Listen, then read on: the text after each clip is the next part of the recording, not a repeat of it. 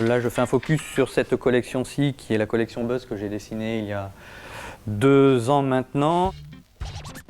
L'idée, là, c'était d'avoir un produit assez intemporel et très modulable, en fait. L'idée est venue de vraiment travailler sur une section assez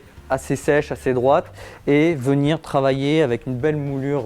tout en rondeur, pour vraiment mettre en avant le fait qu'on est sur quand même du bois massif, et ce qui fait quand même la spécificité des ateliers d'Arras, c'est qu'on est vraiment sur de la belle fabrication de produits massifs. Et puis ensuite, l'idée supplémentaire qui existe sur quelques petits produits, c'est d'avoir ces petites cloisonnettes imprimées qui permettent de loger, de faire serre-livre, de mettre son iPad ou son téléphone pendant la recharge.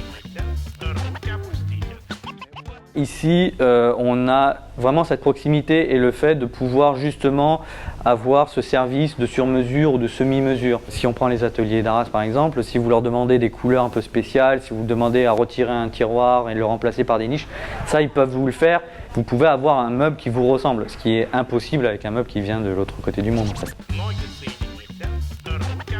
C'est vraiment au niveau des entreprises qu'il faut vraiment intégrer cette idée d'innovation, de développement, d'intégrer des designers pour que justement au niveau des fabricants français, ils aient tout le temps une longueur d'avance sur les produits d'import qui plutôt jouent la carte du prix, alors que je pense qu'avec une fabrication locale qui propose des services, il faut justement proposer autre chose que du prix, il faut proposer de l'innovation, des solutions un peu sympas et qui correspondent à l'ère du temps. En fait.